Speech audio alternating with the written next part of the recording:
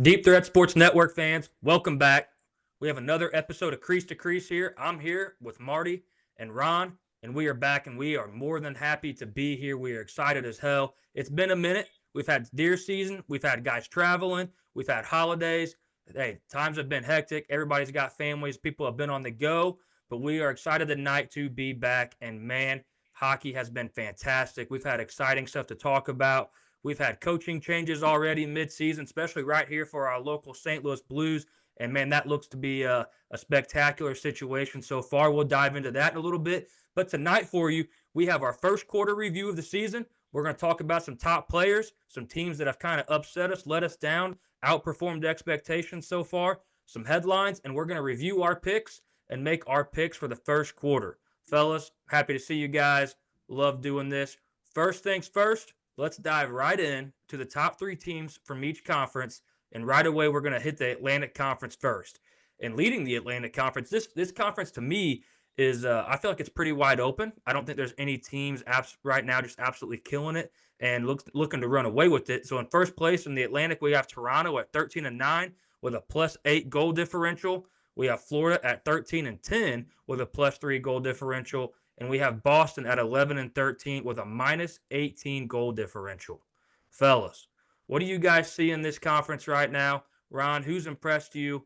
Are we shocked to see Toronto and Florida at 1-2 in this conference right now? No, I'm not surprised to see Florida there. Like I said earlier in the season, they're the champs, and until somebody beats them, they're gonna remain the champs. They are, they're playing good hockey. They tend to get blown out in some games, and other games they turn around and blow somebody else out. So no surprise there that they're leading the Atlantic. I will tell you that the surprise is Toronto. Now you guys got to remember they've had Matthews on the bench for what 9 games Yep. now. And when he went out, I thought, oh, this is going to be bad for Toronto, right? But the veterans have stepped in. They got some leadership on that team with Morgan Riley and John Tavares and Mitch Marner. Those guys have been around the block. They got Coach Berube, the chief, who's obviously kept them focused with the loss of Austin Matthews. But the other surprising part of that is Joseph Wall's back in net, and he's been playing lights out. He's 5-2 in his last 7 games, so he's been a surprise for them. And I think they have rallied around the loss of Austin Matthews and have performed really well. It's really funny. When I was out in Germany, Austin Matthews flew to Munich to see a doctor over there day after I left. So I don't know what the outcome of that was. I don't think they've said a whole lot about that, but they obviously need him back. He's their captain. He's their best player. He's one of the best in the league. But kudos to Toronto for finding a way to win, right? So no surprise there. No Yeah, surprise there. yeah, I completely agree. I mean, the thing about Chief that we figured out here in St. Louis is every player on that team is going to know their role, and he's going to make sure you know that role, and you're going to play that role. Even if you don't play that role, it's going to hurt your ice time. So it doesn't surprise me that a coach like Chief can come in there and get a team like that who, Toronto's had a lot of pieces in place for a while to be successful, but have just kind of struggled getting over that hill. So I think that this is a step in the right direction. I don't think that they necessarily, if I recall correctly, they had some problems starting the season, but they've quickly turned that around with some good leadership. So yeah, losing Austin Matthews, of course, is going to hurt you. He's a spectacular hockey player, one of the best in the league. But that doesn't surprise me to see them up there. I think that, Florida, Toronto, and Tampa, this doesn't surprise me that much at this point. It's early in the season, but it doesn't surprise me to see these three teams up there. I think they're both very good teams. So far, I've expected maybe to see a little bit more to Buffalo, possibly at this point in the season. But like I said, it's young, and I'm not worried about anything right now. And this looks pretty par for the course for me. I'll tell you what, Toronto's gone on a 7-2 run in the last 10 games without Matthews. Like, if you would have told me that was going to happen, I'd have called you crazy. So, Yeah, for sure. so Well, what impressive blows what they're my doing. mind too, is there's 7 teams within like 3, 4, Yeah. 2 games of each other in this conference. This conference is wide open. Like as we sit here and speak, we just saw the Tampa game kind of wrap up, and they actually slid right above Boston right here, kind of as we talk about this conference. And you see Florida, they wrapped their game up with a win and slide right above Toronto to take the 1 spot. I mean, as we're sitting here talking, like this conference is mumbo jumble. I mean, this is wide open for me right now. I think what's crazy to me though is Boston. I think they're kind of up in arms. We talked about how maybe some premature firing of some coaching, and then we sit here at they're at a minus 18 goal differential, and they're sitting here at number 3. Well, as we sit here, Tampa just won, like I just said, and at number 4 now. But I mean, at a minus 18 goal differential, and they're in contention for a playoff run. Obviously, we have a long way to go this season, but I mean that is not sustainable. I mean, I don't. I mean that to me is No, mind-boggling. I agree. Yeah, I Totally agree as well. Jeremy Swayman needs to step up a little bit there. The games that I've seen, he's looked a little bit shaky. He kind of had that contract dispute. Not kind of, he did. He had a bit of a contract dispute to start the season, and I think he's a great goaltender, at least what I've seen from the past of him. And I think he needs to step up there a little bit. But also, Boston's one of those teams I just don't get too concerned about, because it seems like when it comes down to crunch time and when it comes time for them to step up and need to perform, they find ways to do it. Now they are getting a little older in the tooth in some areas, or a little long in the tooth in some areas, but until I see them fall flat on their face, I'm not counting them out. Yeah, Yeah, you just can't. You can't count on any Boston sports team ever. I don't see a whole lot that I didn't expect in this division, with the exception of maybe Toronto. The big boys are there: Florida, Tampa, Boston, Toronto.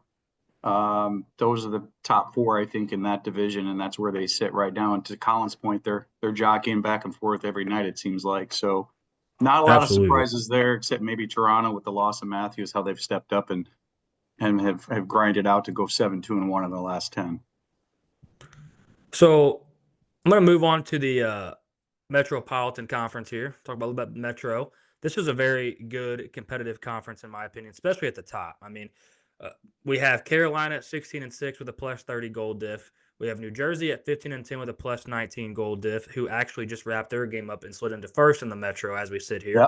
And Washington just won their game, and they're now 16-7 and with a plus 30 goal diff as we sit here. So these 3 teams right here are very competitive, are competing at such a high level. Washington, to me, is definitely outperforming expectations. I feel like earlier on in this season, I dogged on them a little bit, talking about how they're getting older and how things don't look, too spectacular in the future for them this season.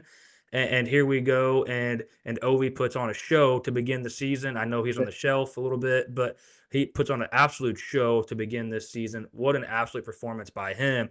And what the biggest surprise to me, and I'm going to kick it over to you guys, is that we are not talking about the New York Rangers being out front in this conference right now. I was very high on the Rangers coming in. I was very high on Shesterkin. He turns down a contract midseason. Looks like it wasn't a good move by him. I absolutely loved the move at first by him. I love seeing players bet on themselves, and that is backfiring like a son of a gun, because he has not played at the level of what he was wanting to get paid at, in my opinion. I know it's there, and I know you guys know it's there too. And maybe that's in the back of his mind right now, and he probably goes out there on the ice every night realizing that maybe he made a mistake. And Marty, you were a goaltender, and maybe that is what's kind of rattling him around a little bit. We also see Zibanejad play like shit. I'm just going to call it like it is. Oh, yeah. Yeah. The I New York completely Rangers agree. fans, the New York Rangers fans on social media are wanting to come Chewing after him his up. ass. Like, if they could find his house, it would not be good for him right now, because they are hot. But yeah, I mean, the thing is every goal is a little bit different. Like somebody like myself, I like that chip on my shoulder. I would like to kind of bet on myself a little bit, but also I think you get to a point where you just want some stability. So it's hard to say with Shesterkin, but I'll be real honest with you here. The biggest surprise to me is Pittsburgh Penguins being worse than the Philadelphia Flyers and Columbus Blue Jackets. And I mean, it's early and there's only like 3 points that separate those teams. But I didn't expect them to be bottom of the barrel here, this division, as of right now. It's early in the season. It's not time to freak out and burn down the house or anything, but their play has been very troublesome to see. Now Tristan Jarry has come back and has made some gains, in my opinion, compared to how he's playing earlier in the season. That's good. But man, I don't know, Marty. He's sitting at a .868, man. I mean, he had a couple good games when he came back. And you're talking about not burning down the house yet, but I mean, is it time to burn down the Tristan Jarry experience? I'm a Tristan Jarry fan.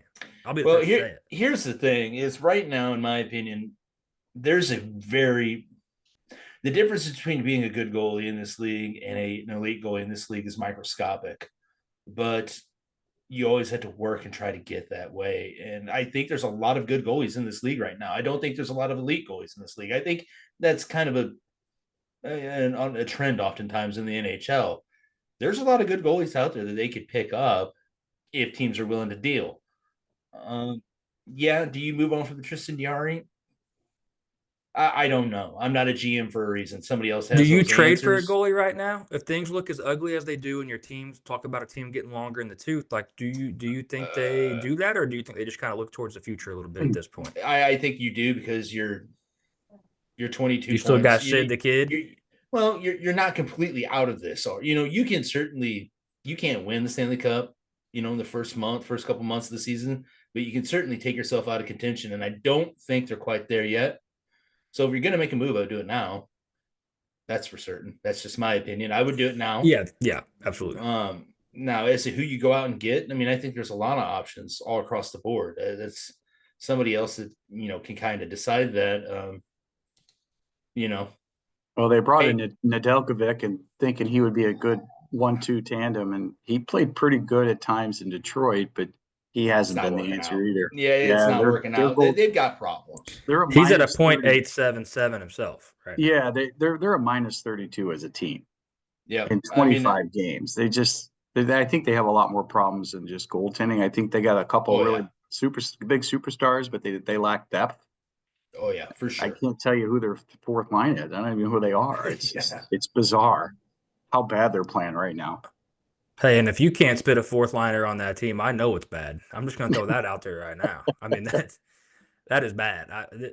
They're in a world of hurt. And Marty, I think that's great that you called them out, and not necessarily called them out, but recognized and talked about that a little bit because, yeah, I mean, that Pittsburgh's a team that has been around for a while now.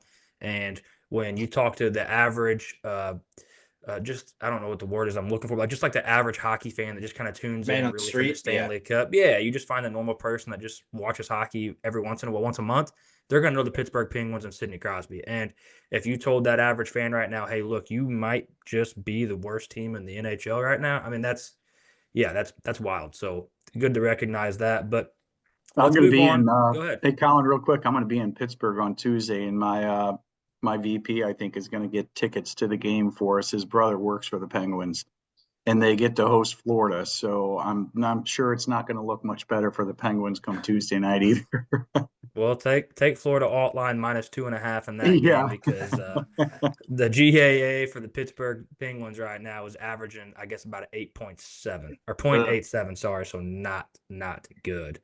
So moving on to the Central here a little bit, and this is not just saying this because the Blues are in the Central, but this is by far and away who I think is the most competitive and best conference in hockey. That's just my opinion. I don't know if you guys agree with me. I think this is the all-time high-level hockey right now, and we have Winnipeg leading the show, but an absolute incredible start at 18-5 with a +34 goal differential. Crazy. And there is so much you could talk about with the Winnipeg Jets right now. And then we have the Minnesota Wild at 15-8 with a +18, and Dallas at 13-8 with a +16. I'll be honest, the Minnesota Wild are very impressive to me right now. I think they are outperforming expectations, in my opinion. Yes. I didn't see – I knew they were a pretty good hockey team, I'll put it that way, but I didn't know they were this good of a hockey team. I have them down at 15-8. Let me make that clear. 4 of those 8 losses are overtime losses. So, I mean, they got a point from 4 of those 8 losses right there. So, absolutely incredible stuff from them right now. Kirill Kaprizov, we'll talk about him in a little bit. I want to kick all of our asses on this show, all 4 of us. I know Josh isn't here tonight, but I want to kick all 4 of our asses for nobody sprinkling Kirill the Thrill in the heart. I mean, I can't believe we all whiffed that bad on that. I mean, because I think last I looked is probably the front runner, I think. And guy is an absolute I didn't see it coming. I know everybody knows that the skill level's there, but in order to put everything together, be playing this well, a lot of things have to go right. I didn't see him taking this big of a step, this big of a gain, and he's looking spectacular right now. As you said, he looks great. He's living up to his nickname, that's for sure. Well, and he's staying healthy for the most part. I mean, that's A lot of it, right? I mean, if I recall correctly, I think he's been banged up here and there the last couple Yeah. seasons. I think so, and obviously that hinders statistics for when it comes to awards. But if you watch him play, man, just pure talent on the ice, he Oh is yeah. up there in serious conversations of being a top 5 player skill wise in hockey right now. He's Quick fun to watch, release. isn't he? Yeah, his Oh, release always just amazed me how quick his release was, and his skating ability. It's he has a lot of upside to his game, that's for sure. yes, he does. And two, let's talk about Philip Gustafson. I mean, Absolutely. tough on the last name. Gus, Uh, he's been out unreal. Yep. outperforming expectations. He's 10-4 with a 2.06 and a .929 right now with 2 shutouts. That's it's going to get you a lot of wins just him by himself. And then you sprinkle in the Hart front runner right now, and that is a recipe for success.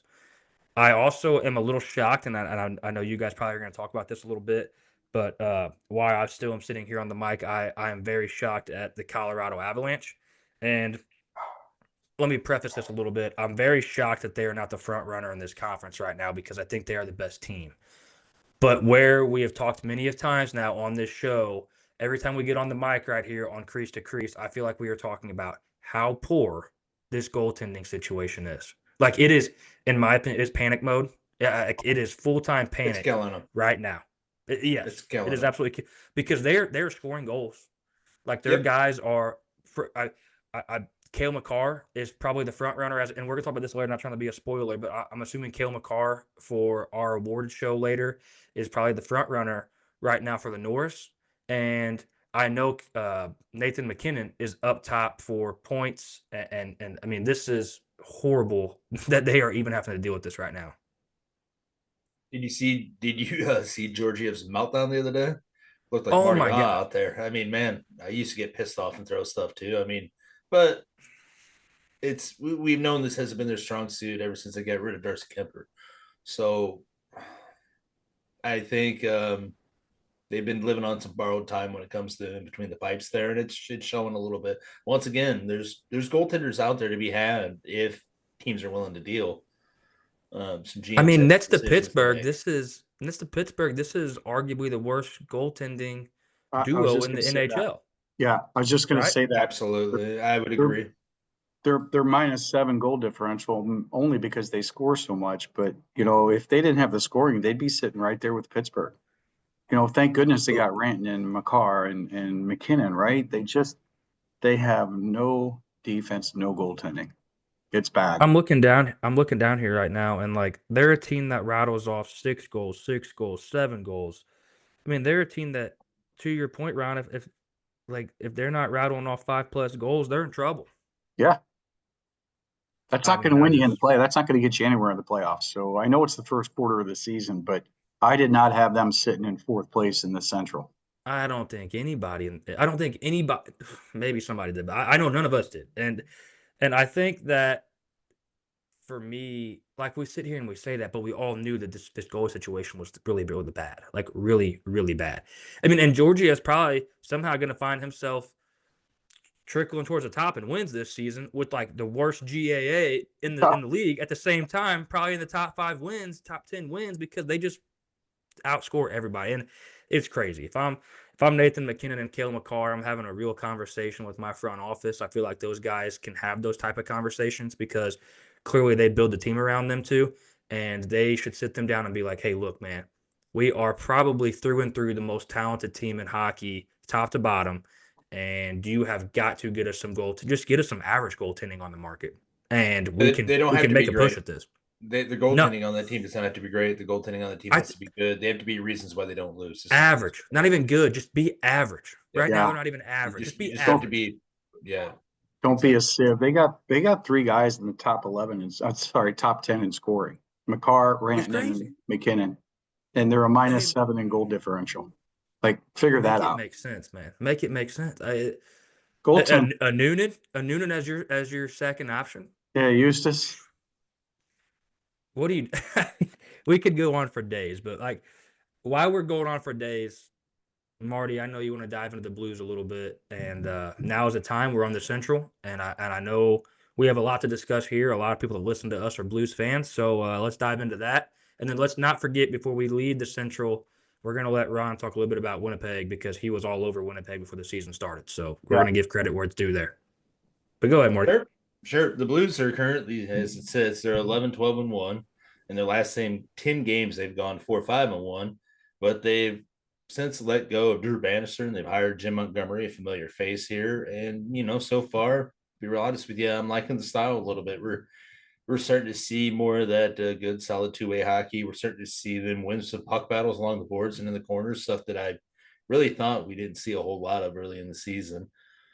So, it's very small sample size. I'm going to be realistic here. I don't think that, watch out, here come the Blues. It's going to be like 2019 all over again. I still think the St. Louis Blues are going to be a team that's going to try and battle and try to be in a playoff spot, probably going to be on the outside looking in, if I'm being completely honest. If they surprise me, great. But, I want to be a realist about it. But I also want to see good competitive hockey. And we really weren't seeing that for quite some time under – I'm not going to throw it all on Drew Bannister. I was sad to see Chief go. I thought letting Chief go was easier than, trading your core pieces of your team. Doug Armstrong was kind of put in a bad spot there. But, we have Jim Montgomery, and I like the guy. I always have. I liked him when he was in Dallas. I have seen a lot of butthurt from Boston fans on social media. They're bringing up 2019 again, like it happened yesterday. And I think that was a big mistake on their part. I'm sure we can touch on that here in a little bit. But, another thing that I want to shout out to is Bennington had a 31 save shutout against New Jersey recently in the last game. And he's now the winningest goaltender in Blues history at 152 games.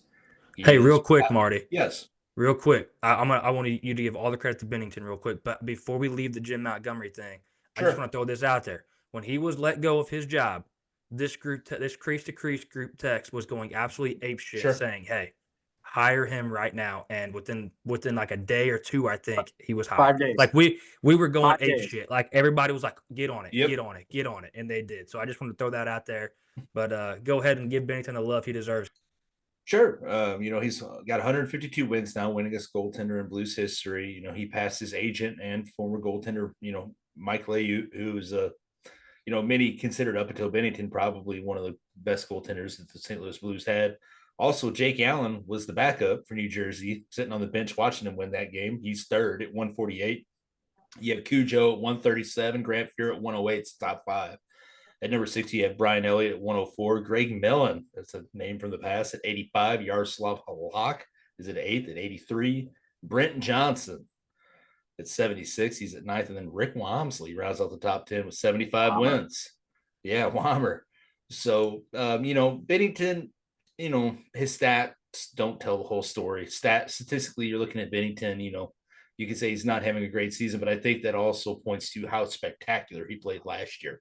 Last season was nuts how good he played. You and me, Colin, we talked about that oftentimes, just how elite he was playing last season and how it wasn't sustainable for both him and Joel Hofer. And we've seen that this season, that you can't sit there and rely on your goaltender night in and night out to be the reason why you win these games. But his stats got worse this year too, because I think his defense has gotten worse. Yeah. I mean, we'll get to the where's Nick Leddy. I mean, where's Waldo? Where in the world's Carmen Sandiego? I don't know what happened to Nick Leddy. Dude, up and vanished like a fart in the wind, man. I do not know. Is he? I think he's dead. I talked about this earlier. I think he might be dead. We just don't know. Witness protection program. What in the hell? And I mean, crickets. You're not even hearing about it. I mean, every now and again, they'll be like, you'll hear the broadcast mention his name, and you're like, holy shit, I forgot about him. It's been so long. So, we're supposed to get Broberg back too, is what Josh said on text this morning, right? Broberg's supposed to come back. Good. Thank God. We need help on our blue line bad, and it shows. That New Jersey game, the Blues really did not. They scored those three goals. They scored 2 quick goals. I think they scored a goal within 10 seconds of the game. 9 seconds in, yeah. Thank God, because Devils were slapping them around pretty hard, especially from a puck possession standpoint.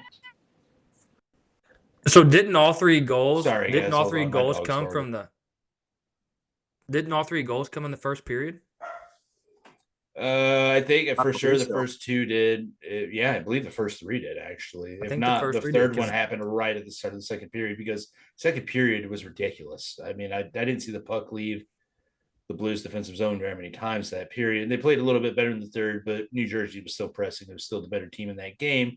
So, like I said, I'm being a realist here when I come to the Blues expectations, but just seeing competitive and two-way hockey again feels good because I know the Blues aren't a spectacular team, but they were certainly playing worse than I thought they were. And the injury bugs hit them. It's hit a lot of teams. That happens. You hope to have some depth to get around that. So yeah, I'm happy with, Bennington. You guys know I'm a Bennington fanboy just because the fact that, he brought us to the promised land. I don't know what that was. It's all good. We can hear you. I'm sorry. It sounded like a velociraptor was dragging snails on the outside of my door. The best part is I'm probably not even cutting this out. I'm just letting the people know that this is just what we deal with. This is what we do. It was probably Scootsy dragging her gimp leg across the floor or something. It might have been. It might have been your wife dragging a hoof. Probably. Or she had a blowout on the scooter. We're like Bonnie and Clyde. What can I say? All right. So we're going to go to another little area here that I thought was neat that I was reading about, and that Ken Hitchcock is going to receive the Bob Player Legends Award. So the Legends Award was renamed, obviously, after the Hall of Famer Bob Plager in 2001 and honors those who make a positive impact on the local sports community. So Hitchcock, he was obviously part of the St. Louis Blues here for 6 seasons. I believe it was from 2011 to 2017. He's the second most winningest coach in the franchise history. So his final record was 224, 103, and 36. So I thought that was a pretty neat. I know that well deserved. It is well deserved. And people always remember your final days sometimes. And the thing about Ken Hitchcock was, they're like he'd lost room and he'd had some problems with some young players in the team, namely TJ Oshie.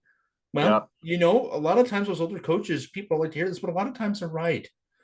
Sometimes players need to grow up and develop a little bit. You saw TJ Oshie go to greener pastures elsewhere and get a different voice, and you saw him develop into what we thought he could.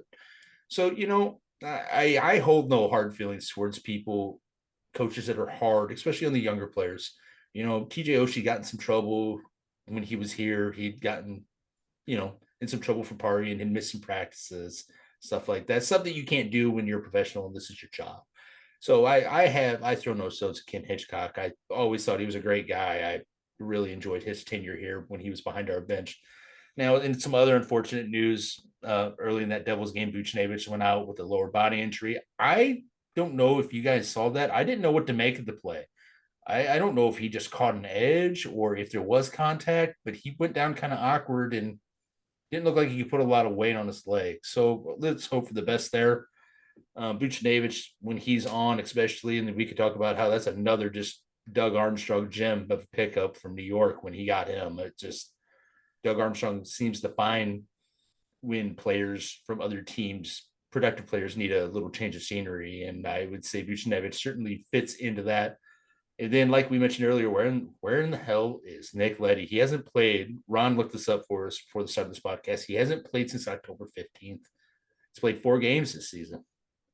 And it's bizarre, man. And he was supposed to be back by Halloween, right?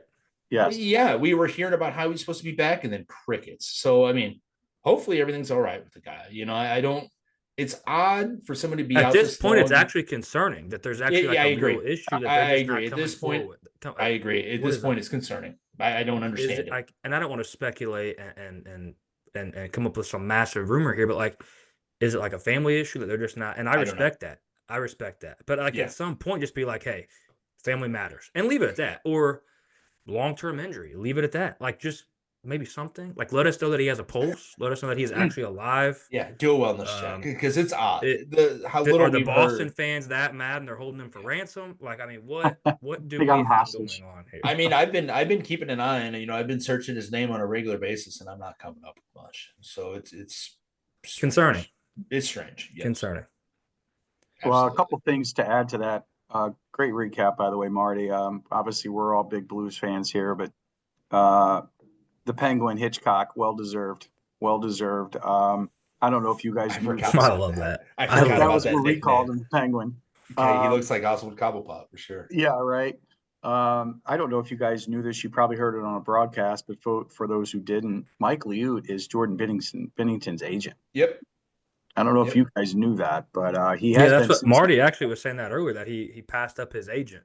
which And is pretty cool. And I bet you Lee was proud that one of his own was able Did you hear to. the story about draft day when he got drafted by the Blues? I did. I love that story. He turned around and he said, "Congratulations, but you'll never be the best goalie in Blues history." Yeah, and here he is, right?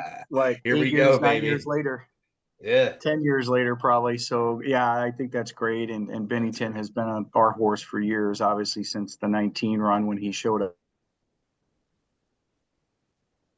Oh. And then the other interesting tidbit that I listened to Jim Montgomery's presser after he was hired, and he said that Armstrong called him and said, when I see something delicious on my plate, I eat. And man, he didn't waste any time. I think within 5 days, he was under a 5-year contract. What a great signing that's going to be. And the team has obviously responded the last 2 games. So I told you guys I'm going to keep riding the Blues until they lose.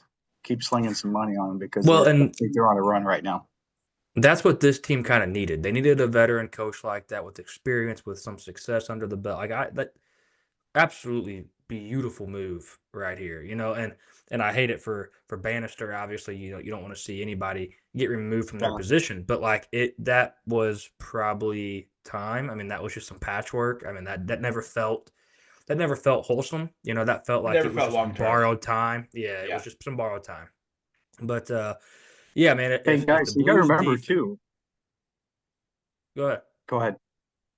No, I was just gonna say if the Blues can just find some defense, man, and we're beating a dead horse. Like if they can just find some defense, they might actually somehow find their way to the playoffs. And none of us thought that could happen. Like their offense is clicking most of the time, and with a new coach like this, it usually puts a jolt into the team, and just need some defense, just some good, Yeah. solid, reliable defense. Just to add to Montgomery's resume, I went back and looked at his coaching career. Obviously he was a player here in 93, 94, played a season in St. Louis, went on to Philadelphia. Didn't have that long of a career, but spent a lot of time at Colorado College. Spent 3 years in the USHL, won 2 championships in those 3 years up in the Quad Cities. Took Dallas cool. to the Stanley Cup Finals during the COVID year, and obviously had success in Boston his first year. He was the head coach there, but man, I was shocked that they fired him, but what a great signing that was by Armstrong, for sure. I was floored that they fired him. Absolutely floored. I can't. I still can't figure out why. I mean, whatever. But hey, we'll take him. I love it. Good move by Boston. We love when they make a mistake, and I feel like this was one of them. But real quick before we leave the Central, we had to touch on our Blues here because everybody likes the Blues that listens to us. Let's talk about 2 teams before we leave the Central. Ron, I want you to talk about Winnipeg because you were all over them. And I'm just going to ask you guys a question real quick before you dive into the Winnipegs. I want to keep this team fairly brief because we don't like them. Are we shocked that Nashville is this bad? Yes. Okay. I am. 100%. I absolutely am because I think they have enough veteran pieces on that team. Dude, I'm not saying that they have let me make overwhelming this talent, clear. but they have enough They're veteran pieces on star-studded. that team. They should not Marty. be doing that. They're star-studded. Yossi, Forsberg, O'Reilly, Marchessault, Stamkos, Nyquist, Brady Skye, Husey Saros with Scott Wedgwood as your backup. What is going wrong? What are we not doing here? I mean, Remember, they got a goal differential of 20 to start. So keeping some pucks out of the net would be a hell of a start. Good place to start. So I would start if I'm I'm not going to go deep in analytics. I'm going to quickly look at that and say, shit, fellas, let's run some pretty basic drills here in practice again. I mean, that's what's crazy about that good. minus 20 goal diff is Husey Saros. I'm looking at it right now. Has a 2.58 GAA. I mean, that's not awful. It's respectable for sure. I mean, no, that's not awful at all. I'll be real honest with you. I'm not a fan of Nashville, realize so I could care less. But minus 20 goals differential this early in the season, I'm concerned. I'm very concerned. I'm their front office. I'm getting ready to hit the panic button. That's ridiculous. I'm pretty sure. Let me pull this up just to make sure. I'm pretty sure they're last in the league in goals, points, and assists. Yes, they are last in goals for, last in assist, last in shooting percentage. They are first in penalty kill, which may not be a good thing. That means they're on the penalty kill a lot. Yeah. But I mean, dude. Colin, if you I'm looking right now, they have player on their whole roster that has a positive plus minus, and it's a 1. There you go. Wow. That Hey, says it all right there. You remember in the very beginning episode of Crease to Crease, our first inaugural episode, we talked about the free agent signings and we all raved about Nashville. This is Absolutely. mind blowing to me how they are so bad. And again, Nashville's Nashville. They get under your skin if you're in their division, but I really expected them to be a contender in the division right now. Yep. What is Stamkos thinking right now? Great question. Yeah. I mean, I'm sure he's not thrilled. I mean, the only Yeah. reason they're not sitting at dead last is because five of their losses are overtime losses. They only have 7 wins. Chicago's below them with 8. it's Wow. I would have never guessed that. They have the least amount of wins in the league, I'm pretty sure. With 7, right? It's freaking insane. Yes. Let's see here. Yep. Yes. Yes, indeed. Wow. I mean, Brady Sky and Stamkos coming. I mean, wow. Maybe Wow, they wow, should have wow, fired wow, their wow. coach instead of Boston. That's what I'm sitting here thinking. Yeah. You give me a roster like that, and you tell me that Yep. we're dead last with 7 wins. I'm firing the coach 3 weeks ago. Well, hey, guys, it's not that may happen still. That may happen. I mean, Sure. I hope we wake up tomorrow when it does. You heard it here first. If it stays the course, I don't know how it does it. I don't know how you don't make a change of some sort. If you're going to make a saying coaching, goes, you're going to make a coaching change, you do it this time of year, 20, 25, 30 days in, I and agree. go find who your next coach is going to be while you have that roster intact still. So, I agree. yeah, I mean, you heard it here first. Fired. Shit can. We're Pack your getting shit. out there. Pack your shit. It's over. But all right, Ron, it's your turn to shine. You want to go to the polar opposite of what we just talked about? We Let's need talk to about go to the Winnipeg. polar opposite, and you need to tell me everything you know about this Winnipeg Jets team that you were out in front of. I had a hunch on Winnipeg mainly because of Hellebuck. He's been a finalist for the Vezina. I have him, as a top 2 or 3 guy. I picked Ottinger. I'm going to stick with Ottinger because Stars are still a pretty good team and they're in the hunt in this division as well. But my goodness, what Hellebuck's doing right now is incredible. They have 10 players with 14 plus points, and every single one of them is a plus in the plus minus, except for Gabriel Velarde, who's an even. And Velarde, they just brought in from LA. They brought in Nino Niederreiter. The rest of the guys, pretty much from Kyle Connor to Shefferly to Nicholas Ehlers to Josh Morrissey, who's become a hell of a defenseman. These guys are just lighting it up right now. And the depth that they have on that team, you go down to their, third, fourth line, they've just got a lot of talent on this roster. And that's what made me kind of lean towards them making a run. They've been in the playoffs the last couple of years. They ran into some hot teams like Vegas and Edmonton. But, man, the way they're playing right now, I don't see anybody beating them. And what Hellebuck's doing, like I said, is phenomenal. I think they're going to be a real tough team, and nothing that I see is going to slow this team down right now. You put them in a playoff series in a game of 7. I don't think I can find you a team that is going to beat Hellebuck 4 times. No. Right? I agree. I mean, you touched on Josh Morrissey, and let's give him some credit. He has probably found his way into some Norris conversations. I'm not saying by any means he's the front runner right now, but I think he has found his way into some conversations, I believe. He's doing a hell of a job quarterback in that power play, too. Their power play is at 33+% this year. I think they're first in the league, if I'm not mistaken. Teams, let's take a look here. Power play percentage, Winnipeg 33.8, number 1 ahead of Vegas. So, they're not. What's that? What's their record at home? Last I looked, they were 9-1 at home, right? Their home record, I have it right here, is 9-1 at home, 9-4 away. Incredible. They have lost 4 of their last. They're 6-4 in their last 10, but we got to remember they went 8-0, had a loss, and then I think they ripped off 7 more wins. So they had 1 loss in their first 16 games. That's not sustainable, but they're 18-5 right now with a plus 34 goal differential and the best goalie in the league. And that is That is the key. That is the key. Having the best goalie in the league that is doing incredible things. I mean, it's good luck beating them in the series like we just talked about. I mean, Amen. it's absolutely incredible. Central's loaded though, guys. Minnesota's been great. Dallas is we knew Dallas is going to be there. A lot of us picked them to go to the conference finals. So I agree with And you, like we Colin. said early, man, Top five Colorado teams. is Colorado's probably the best team in the conference with no goaltending. They go get a goalie, and it's a real race in the Central. Yep. But yeah, so we'll revisit the Central halfway through the season as a whole. And good work there, fellas. I think we dissected the Central pretty good. Obviously, we didn't touch on Utah and them being a new team, but they're doing okay. They're floating. They're sucking some wind, but they're floating. So good for them to do what they can do so far. Let's move on to the Pacific here.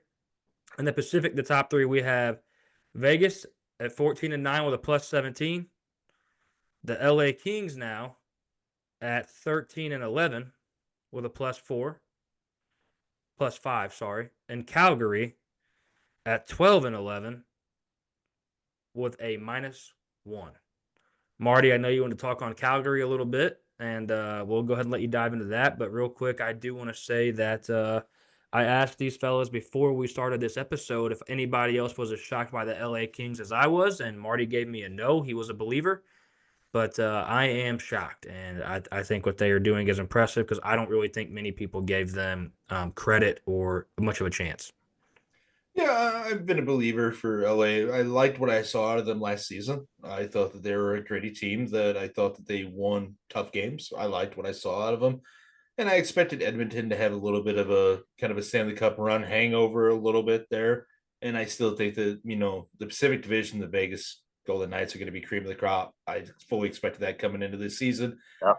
So I expected Los Angeles to compete in this division. But I'll be real honest with you. Yeah, Calgary has really surprised me. I expected them to be kind of where maybe the Seattle Kraken or the Anaheim Ducks are sitting right now. I did not expect to see them have 28 points at this point in the season. And it's interesting when you go and you look at their club stats because they're their number one point producers, Rasmus Anderson with 14 points.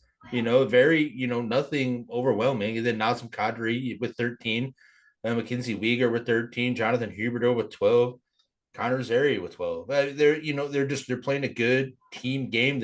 I know that Ron talked about, you don't see them scoring a ton of goals, which is evidenced by their point producers here. But then you start talking about, old Dustin Wolf here. So Dustin Wolf kind of, he comes out of nowhere because he's been in their system for a while, and all you ever heard their fans talk about was he's too small, which is funny.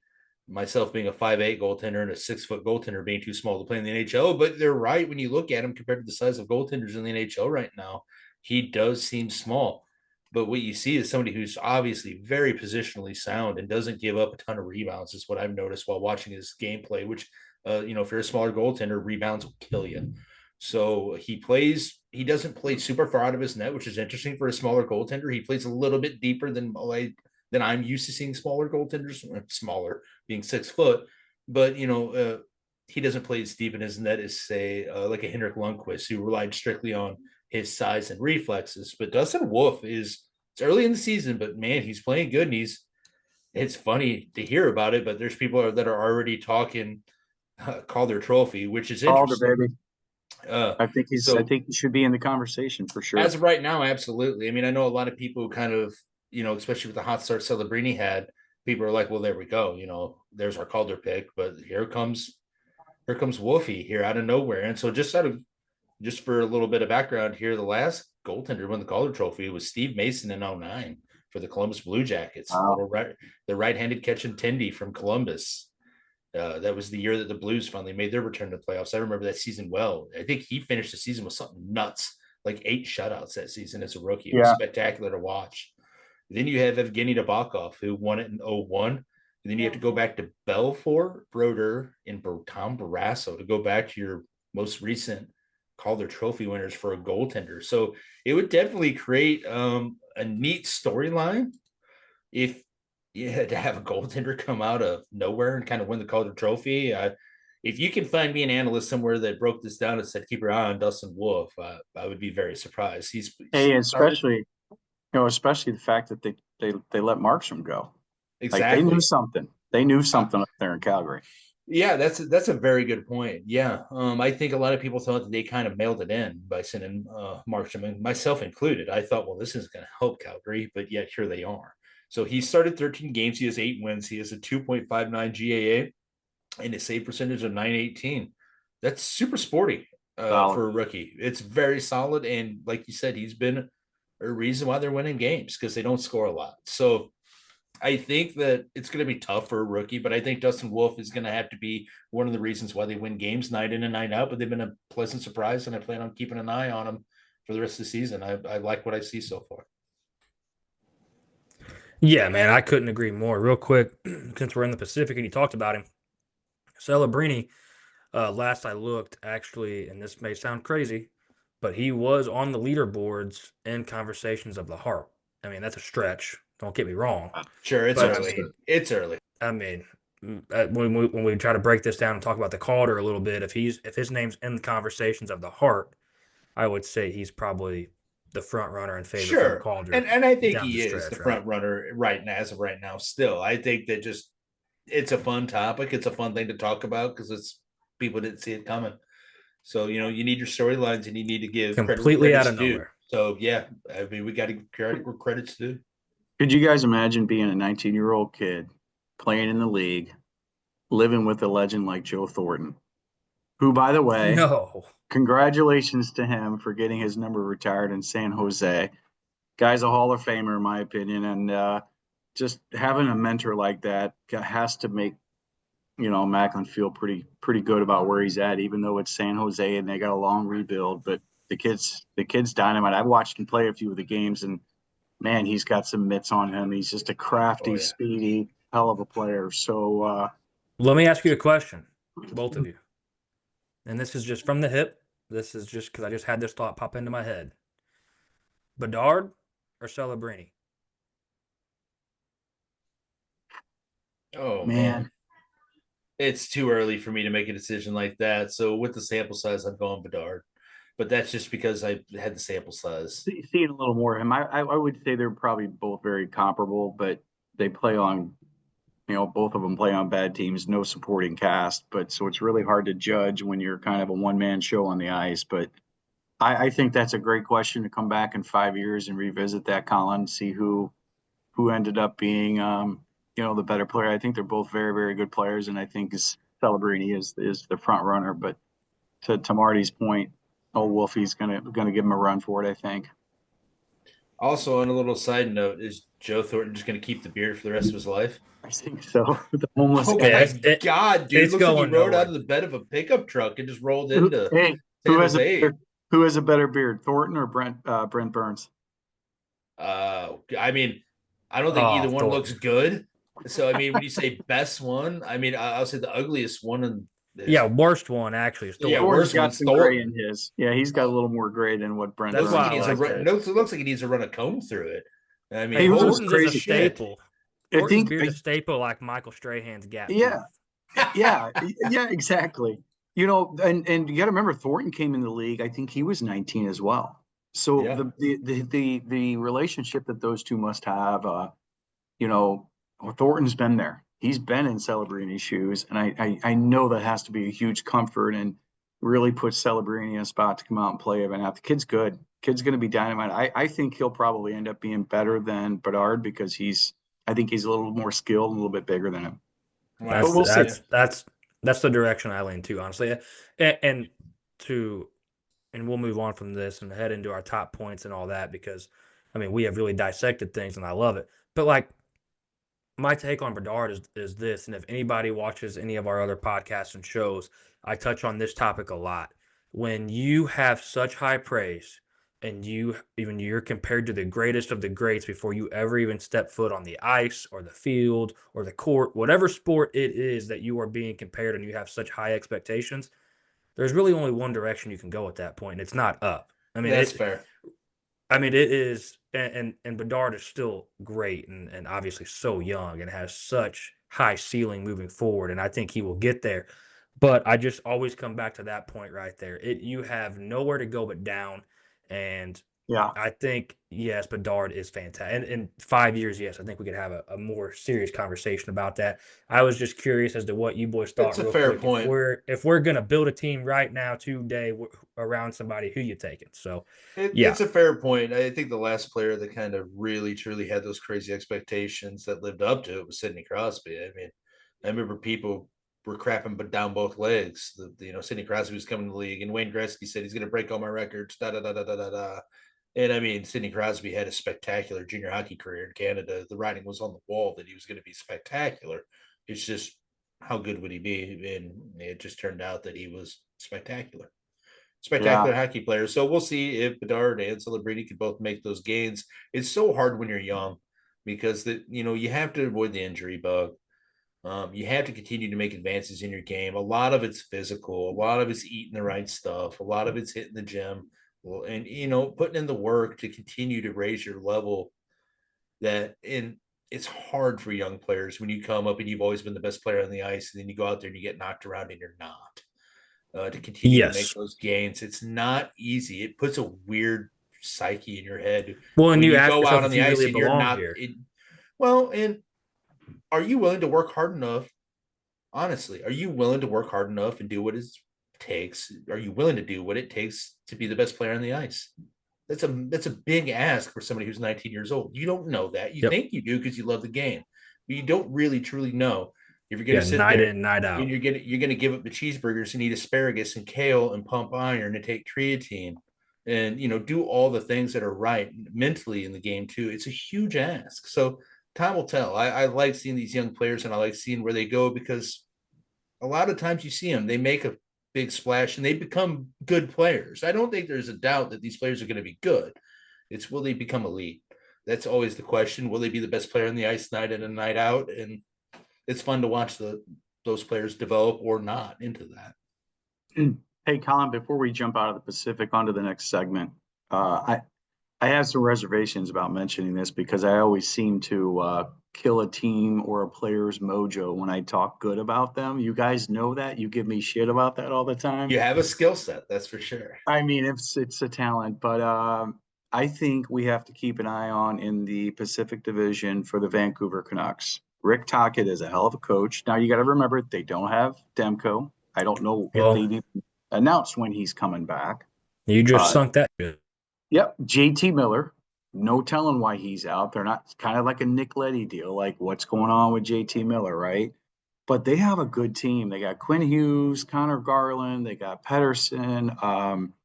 They've got some depth there. Lankinen's been playing really well. If you go back and look at his stats, he's been filling in great as the number one goalie there.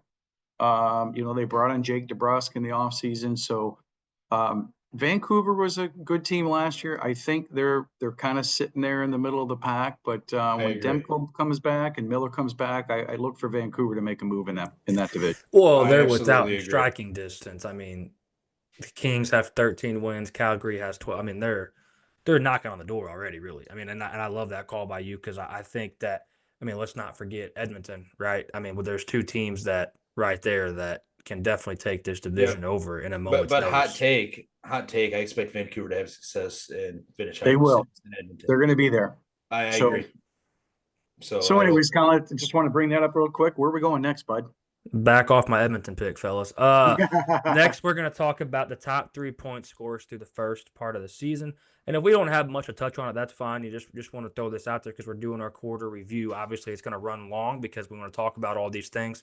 And our top 3-point scorer so far this season is Martin Necas from Carolina at 37 points. Kirill the Thrill Kaprizov, who is my favorite player in the NHL from Minnesota at 35 points. And Nathan McKinnon from Colorado at 35 points. Those are the top 3-point scorers so far. I asked the fellas before we started this episode if they were surprised at the Kirill the Thrill thing. And because, like I said earlier, I wanted to kick our asses for nobody taking him for a Hart winner because I love this guy. I think he has all the intangibles. I'll tell you right now, you could have gave me 10 guesses and I wouldn't have had Martin Necas at the top of this list Oh no, through the first quarter. absolutely. no. I mean, that is my surprise for sure. 23 power play points on the year for him. That's where he's That getting his is points. absurd. Two-thirds Actually, of his points are on the Wow. power play. Wow. we are a quarter of the way through the season, and he has 23 power play. I'm sorry, That is 17 power play points, 5 of those being goals. Sorry, 17, not 23.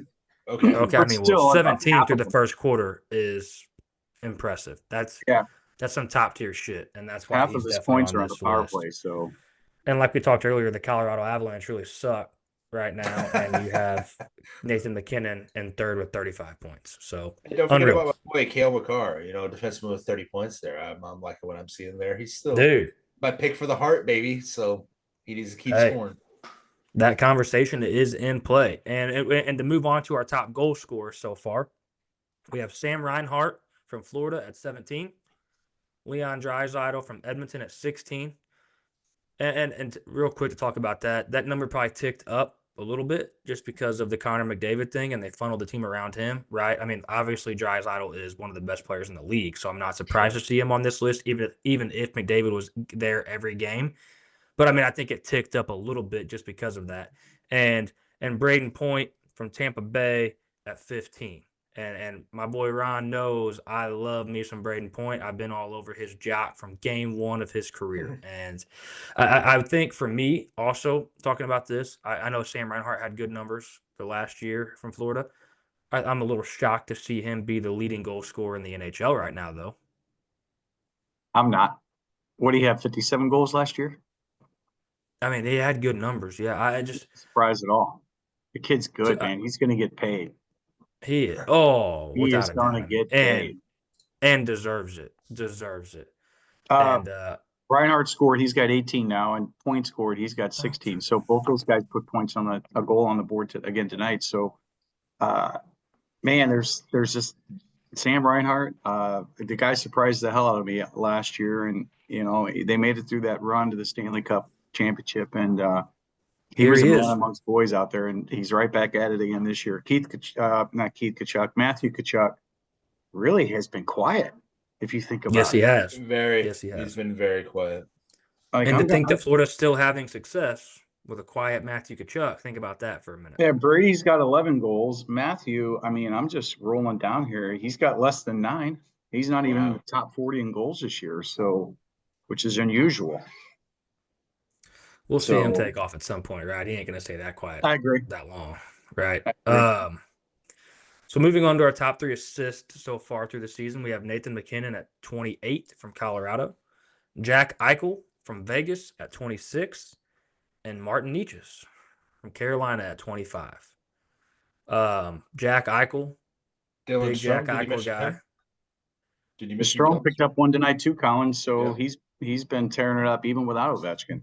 He's Did tied he for just second with slide into the top 26. 3? 26 on the year, yeah.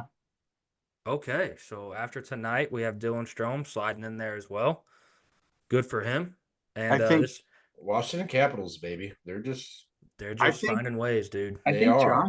I think Josh told us that of the 15 goals, maybe 14 at the time before Ovechkin got hurt, Dylan Strome assisted on every one of Ovechkin's Yep. goal. Like It was crazy. here he is putting up, I don't know how many more, a handful more since he's been out. So the kid's having a hell of a year. Hey, guy's got his mind right. Find the best player on the ice and give him the puck, and then you look Right? good too. Pretty I mean, easy, that right? gets you paid. That shit gets you paid. So good sure. for him. And so let's move on to some goalie conversation here a little bit. The top 3 leaders in wins, and obviously I don't know if any of this changed tonight, but looking at it before the game's wrapped up tonight, goalie wins, we have Connor Hellebuck from Winnipeg at 15. That's Shocker. nuts. Jake Ottinger from Dallas at 11. And Pyotr Kochetkov from Carolina Check at dog, 10. yes. He's out day to day. Yeah, I was though, gonna right? say he didn't look good. He looked like he got knocked out cold for a few seconds not too long ago. He like no movement. I mean, he was able to skate off the ice under his own power, but yeah, it looked like he took a hard hit, leading Yep. for a puck and I think a collision from opposing Yeah, it player and didn't his look good, did defenseman. it? No, it didn't. His head Look good. snapped in a those side impacts on goalie helmets. Goalie helmets are designed to deflect, pucks, to make a puck that deflect and glance off your helmet, to where you don't take a flush slap shot. But man, you do not want to get kicked, shin pad, shoulder. You don't want to get hit in the side of the helmet, especially. The goalie helmets just really aren't designed for that. So it was a scary looking little incident. Hopefully he's okay. Am I the only one that's shocked that Shesterkin is not even in the top 10 in wins so far? Yeah. I mean, yeah, am I shocked? But yeah, welcome to goaltending. Hot and cold and crazy stuff happens. Not in the I'm top shocked. 10 though. Yeah, I'm shocked, for sure. I mean, we These got the things happen. Bob with a .889. I mean, in this it's conversation interesting about him right because now. you can go back and you can see cases of a lot of crazy stuff happening. I mean, you had Tim Thomas winning the Vezina to the next season, losing his job to Tuukka Rask to the next season, winning the Stanley Cup and winning the Conn Smythe. Goalies are. It's hard to stay consistent in this league, especially with how good the players are. Is. I mean, it is. Freaking players are so good, man. The fact that we still have goaltenders that have save percentages above 90% still blow my mind. So We're about to see how good Spencer Martin is for Carolina, because with Freddie Anderson out and Kachekov out, Spencer Martin 5 goals the other night, picked up 2 wins, giving up 3 and 4 goals. So Carolina's just going to have to outscore everybody, I think, for a while. Take a page out of Colorado's book. That's exactly right. Yeah. And they've been doing it. Carolina, obviously, we talked about them earlier. They're on a heater right now, so they've got something clicking. Yes, they are. So top 3 GAA, we have Philip Gustafson from Minnesota with a 2.06, Connor Hellebuck from Winnipeg with a 2.11, and help me out here, fellas. I'm going to butcher this one. Karel Vejmelka. Vejmelka from Utah Hockey Club. Yeah. Hey, while we're here, let's shout out to old Jake the Snake Allen, baby. He's 7th in save percentage, and he's 4th in GAA, and he's got 2 shutouts, man. Good for him. Yeah, good for Jake the Snake. We still love Jake the Snake, baby. Of course, man. But no, Vejmelka, you and I talked about that, Colin, earlier. You're like, I didn't even know this guy. I've been watching him for I believe about 2 years now. When he, obviously he's with Arizona. It seemed like every time he played against St. Louis, he just went out there and he owned us. Pitched a gem of a game. He did own us. We couldn't score the damn guy. Nope. And he always just had he had good lateral movement. Pucks never went underneath him. He was good at sealing off the lower part of the ice. I know that players say that it doesn't matter, but I do think goaltenders that catch right-handed, I do believe having a glove hand on the opposite side does throw certain players off a little bit. And I like Vejmelka. I think he's a good goaltender. I definitely think he's somebody you need to keep an eye on. I've seen nothing but solid play out of him for about 2 seasons now. So I think he was one of the bright spots when Arizona was sucking pretty bad ass. I used to like watching him and then Clayton Keller play. So yeah, good for him. I like seeing him up there. Get some cred. I'm going to be honest, Marty. I'm going to preface this a little bit. When you pronounced his name for me, I recognized him. But I would have never spelt it like this for as long as I lived. And when I saw he was playing for Utah, I was like, man, who is this guy? Yeah. But when you threw out the Vejmelka, I was like, the J is silent, like the G in lasagna. I got you. All right. There you go. There you go, baby. All right. So moving out of the top 3 from, conference and awards type players and statistics, we are going to currently review our picks from the beginning of the season. I'm going to kick it over to the fellas first. I'm going to go last. But first, Marty, go through who your Final Four was and your Stanley Cup matchup and winner, and review that for me and tell me how you feel and how you're sitting. Well, for Stanley Cup winner, I don't feel very good. But in the East, I have Florida, New York coming out of there, and I have New York winning that series. And then in the West, I have Vegas and Dallas. I have Dallas winning, so I have a New York-Dallas Stanley Cup final with New York winning. It's early in the season, so, I'm not going to sit here and freak out too much. I mean, New York Rangers have 25 points. They need to do a little bit of work here, obviously, but I'm not freaking completely out just yet. So, Zibanejad is concerning, as we talked about earlier. That's a concerning watching his play.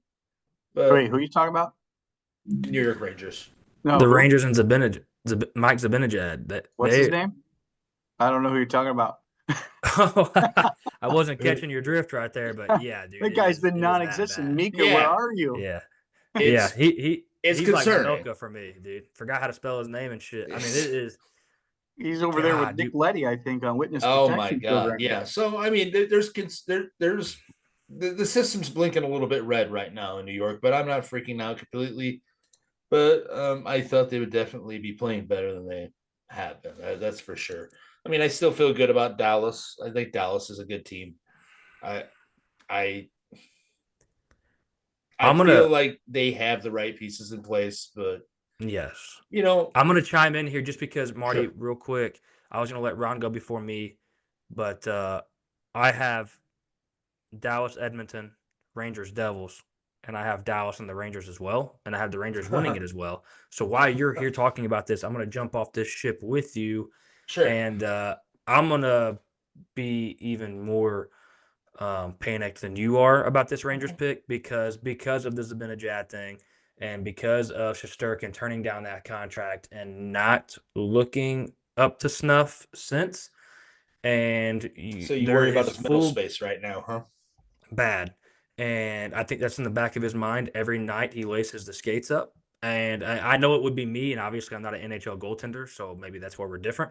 Oh, But they're crazy. They're certainly mentally uh, I unstable. just I just don't know if how you could lace your skates up every night, knowing the contract that you were offered and the money they were going to pay you with the Yeah, long-term deal they were going to give you, and you gambled on yourself. And like I said earlier in this show in the past episode, I love that shit. I love when a player I do gambles on too. themselves, thinking in my head that usually when they gamble on themselves, they go out and they get the job done. Like you can go back and you can look at any sport out there. And I know Ron and I have had extensive conversations about this in fantasy sports because when a player's on a contract year, I want all of that player. I want every Sure, ounce I Yeah, can get of that player in yeah. a fantasy sport because they are going to go give it 110% every night like they're a rookie again. I love it. sure. Now, when a player gets paid, I want none of that player. So my initial thought was, okay, he turned it down. He's going to come out here every night and it's showtime. He is going to lead the league in every category across the board as a goaltender. And that has not held true in any remark. So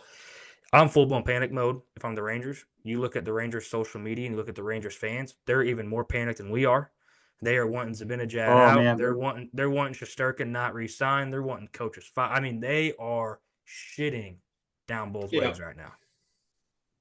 So passionate group, and they I'm have not. zero Yes. tolerance for failure, man. They are they're a tough group, along with the media. I was oh right there yeah. with Yeah. you guys. Right at Rangers in Dallas.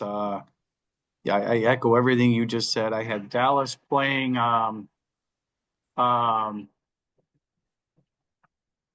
playing Winnipeg, which I look like a genius there, and Oh yeah. I still think Florida is going to be there. I have Florida going to the Eastern Conference Finals. Bobrovsky's going to play better. Kachuk's going to step it up. They're going to be fine. The Panthers will be there in the end. I have no worries there. But man, I wish I'd have taken Winnipeg over Dallas. They'd look like a damn genius right now, wouldn't Oh I? yeah. Yeah, for Well, sure. I mean, like we said earlier, though, Dallas or Winnipeg losing in a 7-game series is going to be damn near next to Oh, it's gonna impossible. be hard. But if there truly is a team that could actually do that, I do believe a team like Dallas could because I think you could put Jake Ottinger out there. They're in the same. It's hard to say they're in the same conversation because Hellebuck's doing impeccable things, but like they are in a conversation Oncher's a very, very comparable good enough, goaltender. yes. Where if you came out and told me that those two teams were playing for 7 straight games, I'm telling you right now, I'm betting like the total series goals under because that is going to happen. Oh So yeah, I, for sure. I mean, to all of us that have Dallas and Rangers, I mean, we all saw something. I mean, we're all intelligent sports fans. We're all intelligent hockey fans. Like those teams have it.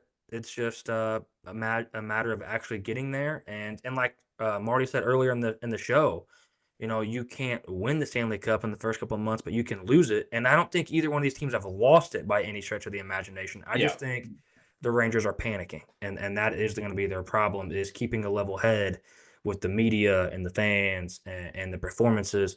And like, look at like they're still in contentions right now. I mean, they're still making a playoff push, and they're not getting peak performance out of any of their guys. Let's just say those guys that's take it up a true. notch. They Yeah, ratcheted up one bolt, and it That's shows just for it. early. true. So It's early. I mean, it's like I know I said a second ago I'm full blown panic mode. I am because this could completely go off the rails in a hurry with the shit they have going on. Just because like it's a New York city, and that is my worry. Like when you play in those big market teams and those big market cities like New York, I mean.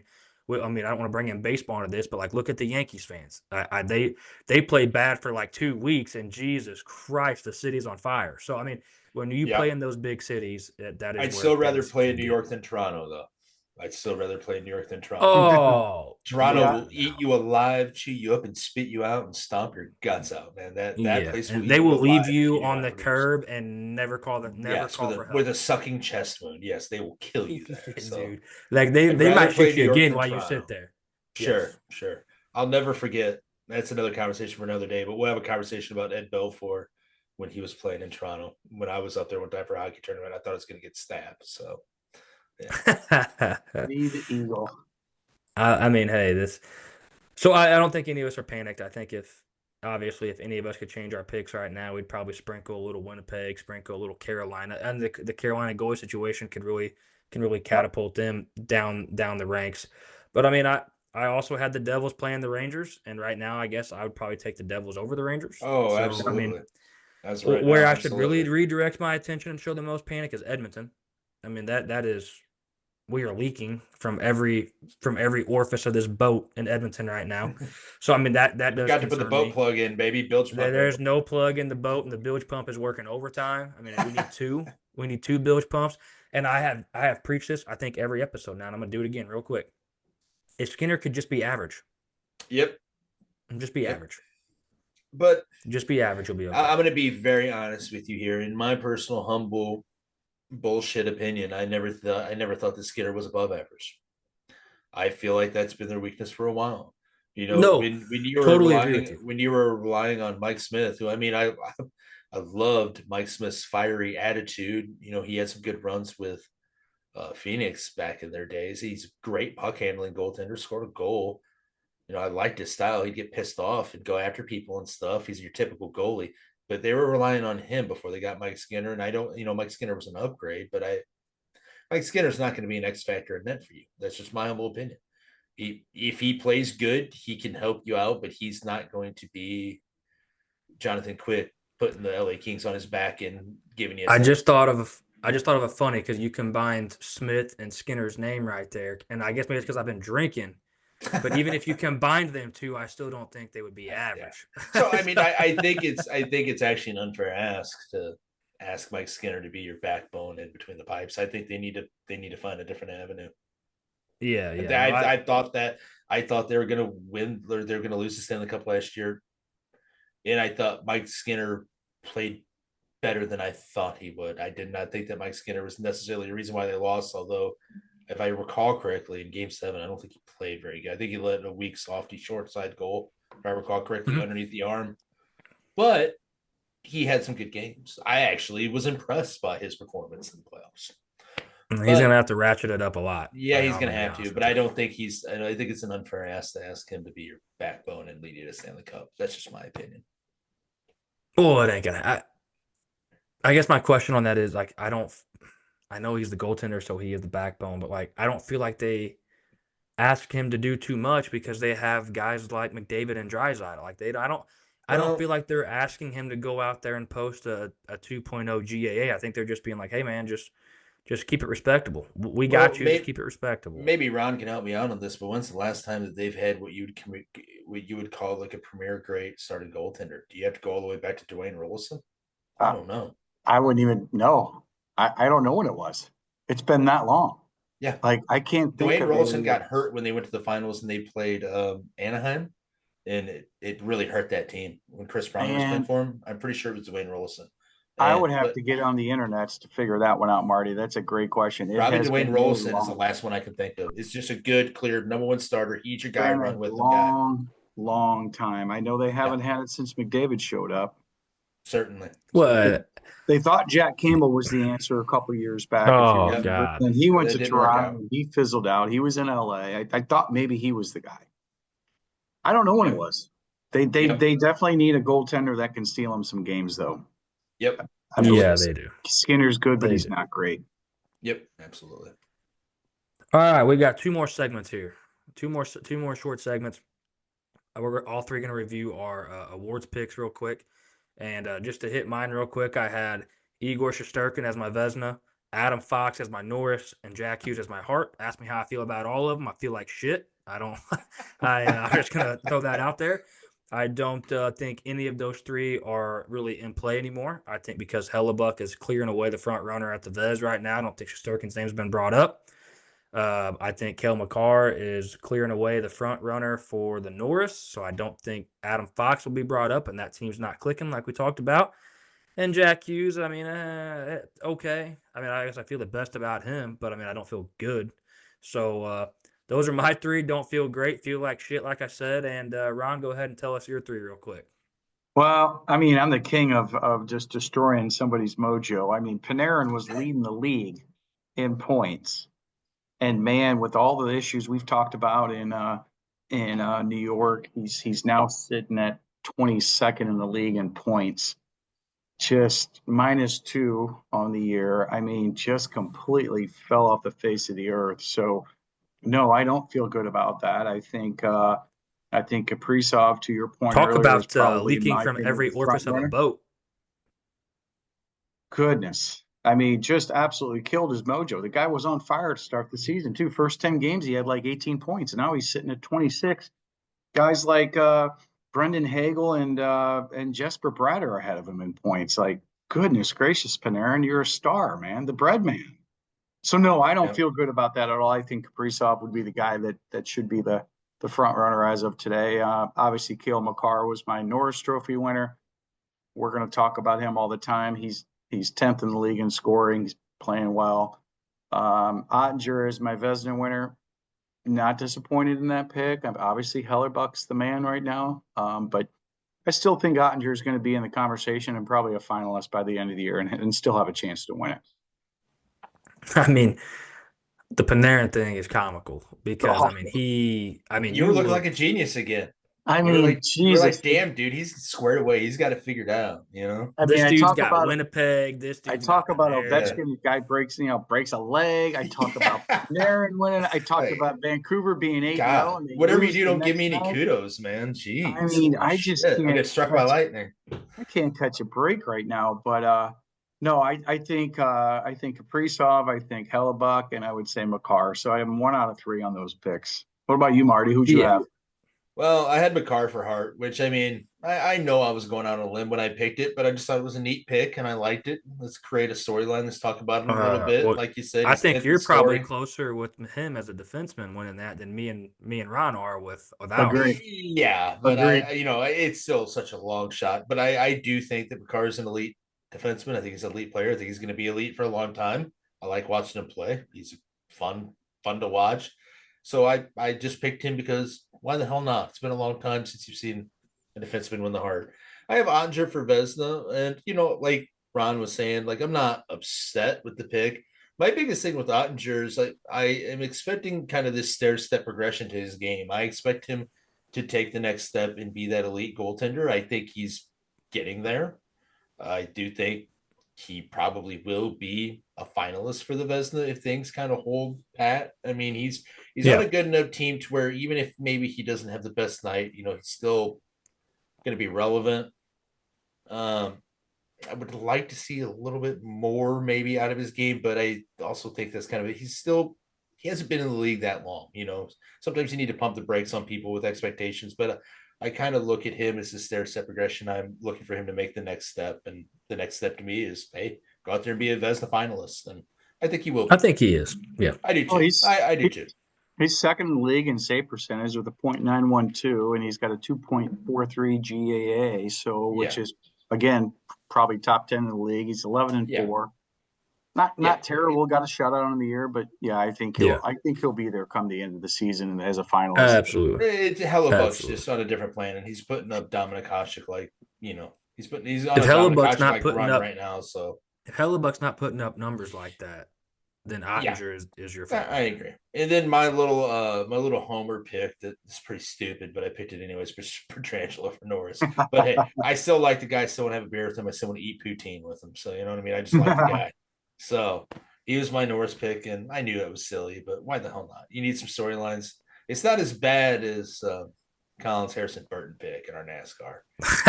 So he'll never live Hey, that one down. Harry let Burton. me clear the air real quick for all those out there that didn't understand what Marty just said. Poutine is a dish in another country. He did not say poutang. I just want to clear the air. I just want to clear this up real quick because poutine is fantastic. Ron has Yep. actually made it for me Well, one so time is at the his other thing. house. The other thing's fantastic too. They're both good. You know, I'm not upset either way, buddy. Colin, They're both good. Petrangelo hears this and he misheard me, I'm still not upset. yeah, So, you know what? Maybe Marty wasn't actually saying poutine. I mean, I don't Leave know. turn on closed The, captioning. We'll leave it open to interpretation. Hey, this is what happens when the drinks have been flowing for a couple hours on a show now. So, real quick, last thing that we have here is we're all three going to make Deep Threat Sports Network Crease to Crease's picks for the Norris, Vesna, and Hart.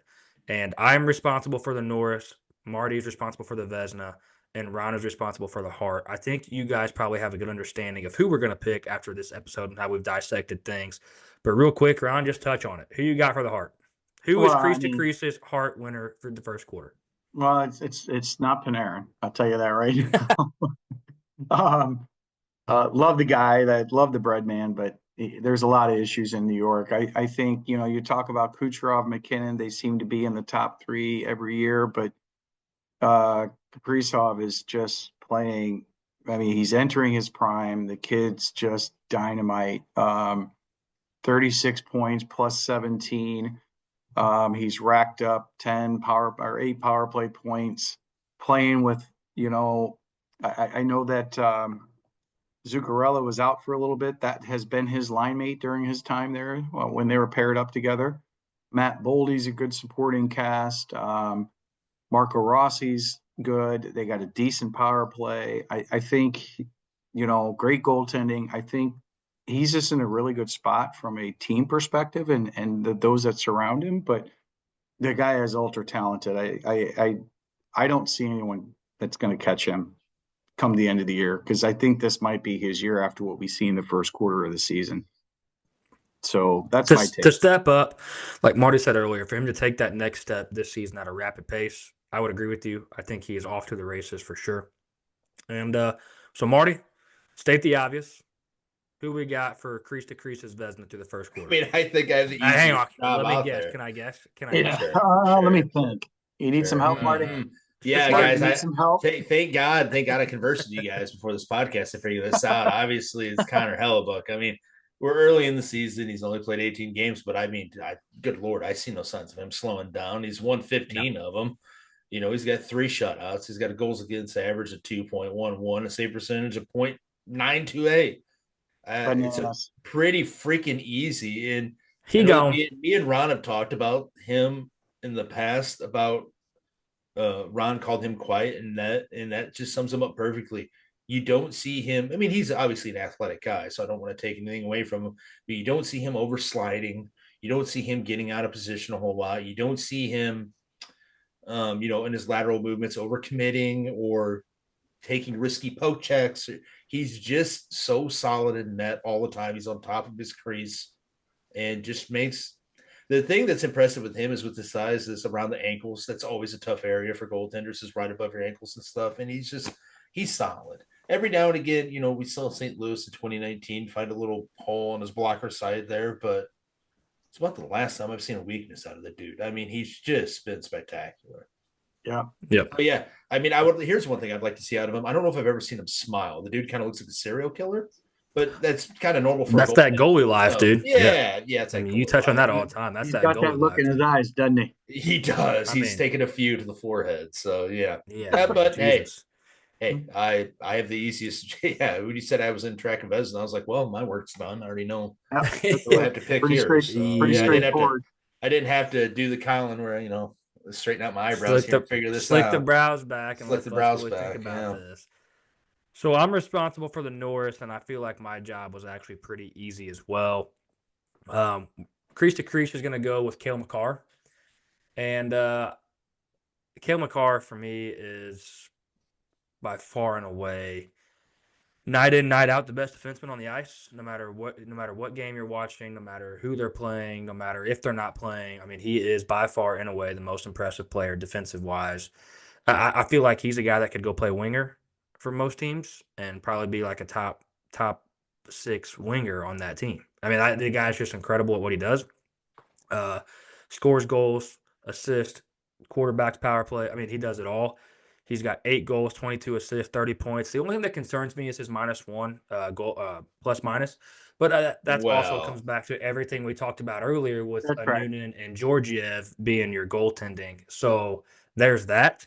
And if you take that into consideration, the -1, hey man, I'm gonna give you the That's good. round of That's applause good. because you are making a difference for your That's team if right. you're only -1 right now. So I love it. Cale Makar for sure. Don't love the Avs, obviously, but Cale Makar, Nathan McKinnon, just talking about the Avs, are some of the most fun players in hockey to watch. So respect what they do. And I'd be really surprised if he does not win this award at the end of the season. I'd be really surprised if all 3 guys we just talked about don't win their respective awards at the end of the season. 100% agree. I agree. 100%. Very, very shocked. And first quarter, a lot can change. An injury can change all this. Ron just talked about Kirill Kaprizov, so we might see a Kirill Kaprizov never play hockey again after next week. But Please no, please. I mean, I'm that is sorry, state of Minnesota, the state of hockey. If that happens, I'm sorry. He'll get some sort of terrible parasite. He'll eat a pizza and get some sort of terrible parasite. Like the Jordan That Pizza happens, game, boys. except for it ends his guy's career. gonna get tapeworm and he's never coming back for the Hey, season or if something. that happens, just take me off that segment from here on out. I Just love mute it. my But microphone. that is all I had for us tonight, fellas. I don't know if you guys have anything else. Obviously, we went long, but hey, it's the first quarter wrap up. We've been out for a couple weeks with everything going on in life and holidays and all that, so we had a lot to catch up on. And hockey's been great, man. Hockey's been great. Got a lot of high caliber games. Josh has touched on this every episode. I feel like the goals are up. I feel like we're still playing very offensive hockey, and that makes it fun for the casual fan to watch. We love on this network seeing great goaltending, great defense. So I mean, we love it all. But I'm glad to have you guys back tonight. If you guys have anything else to add, hit me one time. And Good to see you fellas again. Yeah, great to see you guys. Great show. Absolutely. I think we dissected this from every angle, upside down, inside out, and that's what we're here for. I love it. And maybe pause. Hey, if you don't like real long episodes, you don't want to miss anything we talked about, pause it, resume it, come back to it the next day. Make sure you're doing that. One thing I want to say before we get out of here is thoughts and prayers out to the CBC hockey player from right here in St. Louis, Colin Brown, who is tragically lost his life and what would be a senseless act of crime, and hope to see things like that change. Thoughts and prayers for the family and the CBC hockey team and his friends and his family. Man, that's tough, especially around the holidays. Not that that makes it any worse. I mean, just it's around the holidays, and I can't imagine. Hug your family tight, enjoy them, and you never know what can take place. So thoughts and prayers to him and his family and his friends. But Absolutely, Godspeed, Brownie. That's terrible to hear. Man, that's rough CBC has roots in the St. Louis area of having a good high school hockey program, and he played for the Afton Americans, which if you're from the area, Afton Americans, a great youth hockey program. It's just awful to hear. I mean, what can you say? It's just awful and random and. senseless, man. We're definitely praying for him and his family for sure. So, yeah, absolutely. Well said. But hey, this is the close for Deep Threat Sports Network, Crease to Crease. You can follow us on X at DT_sports_, Facebook Deep Threat Sports Network, Instagram Deep Threat Sports with a Z, TikTok Deep Threat Sports Network, Spotify Deep Threat Sports, YouTube Deep Threat Sports. Hey, fellas, until next time. Peace. yeah, we'll see you.